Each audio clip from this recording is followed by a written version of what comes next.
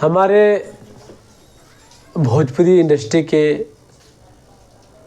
और देहाती सॉन्ग बड़े भैया श्री समर सिंह का एक वायरल गीत बज रहा है वो आप लोगों के बीच सुनाना चाहूँगा।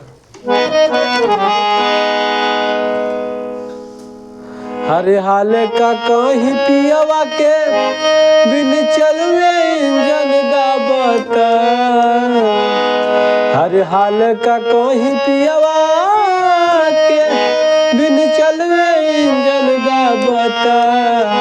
हरे नया नया ड्राइवर है, हरे नया नया ड्राइवर है, हर नवे धई धई दाबता।